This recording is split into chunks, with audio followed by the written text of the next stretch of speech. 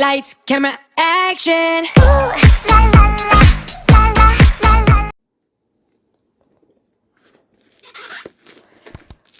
Je me permets juste de préciser que je n'ai pas ouvert chaque jour en vidéo parce que je trouvais pas vraiment l'utilité. Donc je vous montrerai les produits puis mon avis sur ceci juste après. J'espère que vous allez bien et aujourd'hui on se retrouve pour une revue du tout le maquillage du calendrier de l'Avent de Maximor de chez Action. Donc les seuls produits que je n'ai pas testés ce sont les lipsticks à la noix de coco et à l'amande, ainsi que le papier blotting et les stickers pour les yeux par le teint. Alors concernant le teint, donc tout ce qui est blush, etc. La poudre highlighter et ce truc, la fin, oui c'est une poudre highlighter aussi. Je les trouve assez naturelles, elles sont discrètes. Franchement, je n'ai aucun point négatif à dire. J'aime beaucoup tout ce qui est naturel. J'ai trouvé que le blush était un peu trop pigmenté, mais sinon j'ai un peu estompé et franchement c'était génial. J'ai beaucoup aimé le résultat. J'ai dit Blushing Bendy Bumper, je sais pas comment on dit, bref.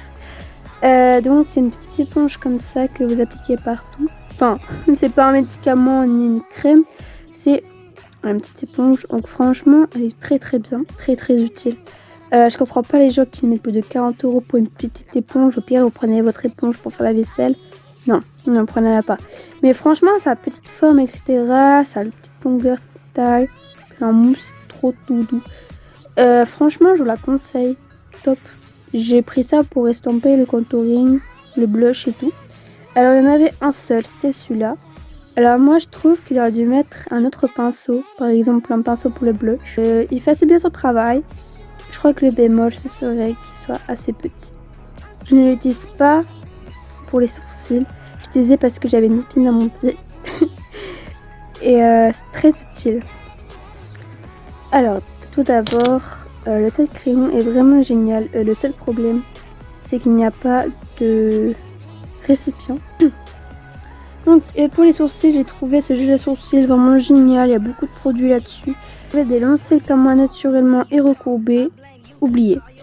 Enfin, je trouve qu'en fait, elle allonge vraiment les cils. Donc, c'est un très bon point pour les personnes qui ont des petits cils. Comme vous pouvez pas le sentir, c'est que ça pue. Mais sinon, il y a vraiment beaucoup de produits. Et ça, c'est vraiment un très très bon point. J'en ai mis et après, en clignant des yeux, j'en avais vraiment partout. Je sais pas si du coup, c'est parce que mes cils étaient vraiment très très longs. Mais en tout cas, je sais pas s'il y a un temps de séchage. Alors, pour commencer, l'eyeliner, je trouve que la pointe, elle est pas assez précise. Bah, c'est le seul trait noir. Donc, le quatrième en partant de la gauche. Franchement, ce n'est pas fin du tout, ce n'est pas précis. Ça m'a donné un résultat horrible. Donc voilà, je ne suis pas très fan en fait. Enfin après, si vous faites ça plusieurs fois avec, vous allez vous habituer. Couleur assez nude, assez naturelle entre guillemets, pas très voyante quoi. Mais en fait, moi j'ai trouvé que c'était vraiment pas du tout pigmenté. Le maquillage de ma soeur de 6 ans, c'est exactement la même pigmentation. C'est trop discret. Je vais quand même envoyer un petit peu. La seule couleur dont je ne pourrais pas dire ça en fait, ce n'est pas valable pour cette couleur. Cette couleur-là était vraiment assez pigmentée avec celle-là. Celle-là, cette palette-là, on pourrait se dire au premier abord, oui, c'est plus pigmenté, etc. Non, c'est vraiment pas du tout pigmenté. Il n'y a pas eu de chute. Alors ça, c'est parce que je suis une experte au maquillage. Pour les yeux, donc moi, je ne les ai pas essayé pour les yeux, mais pour les lèvres. C'est pour ça que nous allons passer directement aux lèvres. Je les ai tous essayés pendant une période de 3 jours. J'ai alterné, je les ai remis, etc. Donc, tout d'abord, nous allons commencer avec le liquide.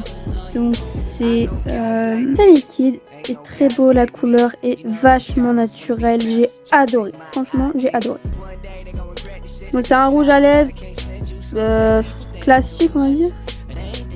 Genre, voilà. Vraiment foncé, alors qu'en vrai, c'est plutôt du rose. je sais pas, du rose. Ça se rapproche assez de ça, mais de ça en même temps. Genre, c'est un petit mélange. J'ai beaucoup aimé les trois. Donc, je vais vous montrer comment ça donne en swatch. Comme vous pouvez le voir, c'est assez pigmenté celui-ci.